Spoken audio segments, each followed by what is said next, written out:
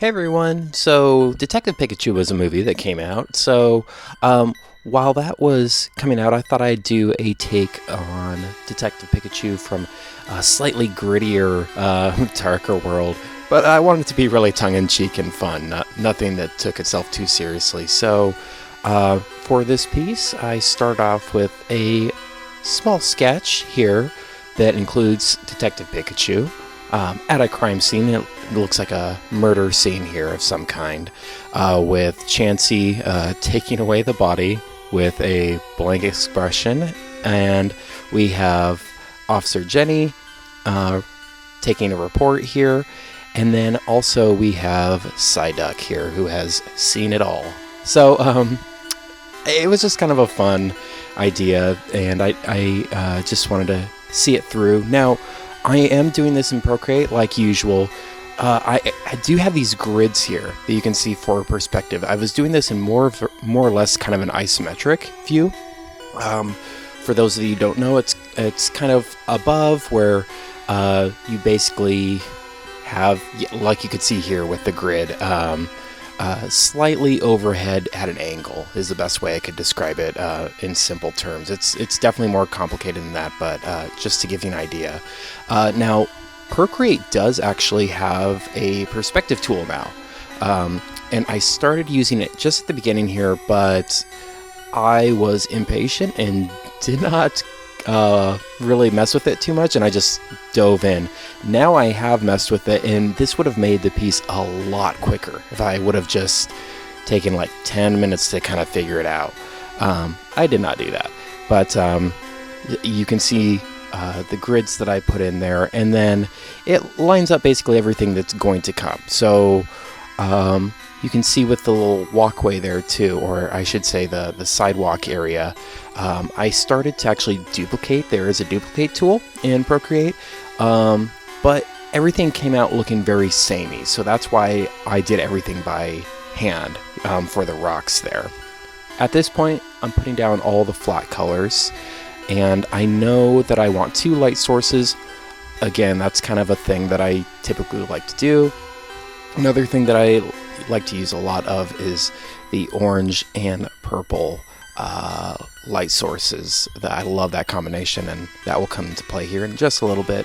But at this point, you can see me starting to put some of the colors of that sidewalk in. It was kind of difficult for me to see how gritty I wanted this and how much in that really kind of clean and sparkly Pokemon world I wanted this. In the movie, they do kind of go a little bit grittier, almost maybe a little too real world-y, as probably people witnessed with the Mr. Mime. That was terrifying. I mean, Mr. Mime's always terrifying, but anyways, and then you can actually see some of those lights starting to come into play here. They are really harsh lights. I probably would do this in a different way in the future. I do make some use of some filters, which made it come out okay in the end, but this just kind of gives me an idea of some of the light sources that I have coming into play here. I also start to make just a little bit of texture on that blanket. Some of the blues over by Officer Jenny and Psyduck's blankets, and that trash can, or the mailbox, I guess that's what it was supposed to be, right behind the light there.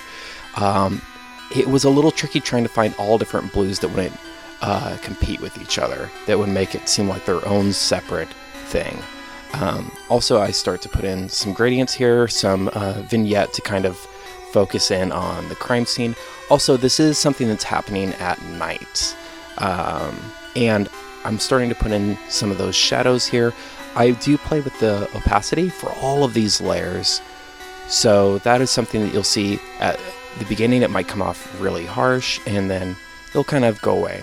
Also there, you could see I put in just a little bit of kind of fog for a texture coming into play here with some of those opacity tools here, or just some grunge kind of effects that I added to the fire hydrant there, and the lights, and just the sidewalk and the pavement there in general.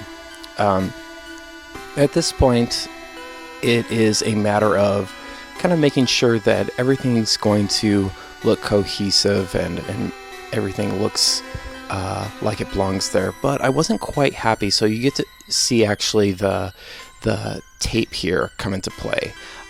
This kind of helps with some of the framing, because it is kind of an interesting angle, so it does help with some of the framing. It also helps really give more of a narration to the piece. It's obviously a crime scene, so I mean, but it makes it even more clear what's going on here.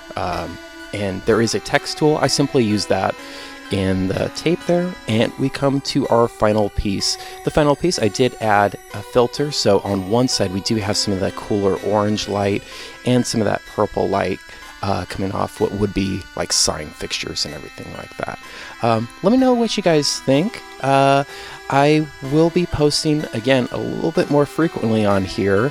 I'm going to try to have at least one, if not two, videos a week. You can check me out on my Instagram at iangoudelock. I'm on a lot of different social media, but Instagram is the one I check out the most. So if you did like this video, give it a like, and if you aren't subscribed, I'd really appreciate it if you did, and I will see you guys in the next one. Thanks, guys.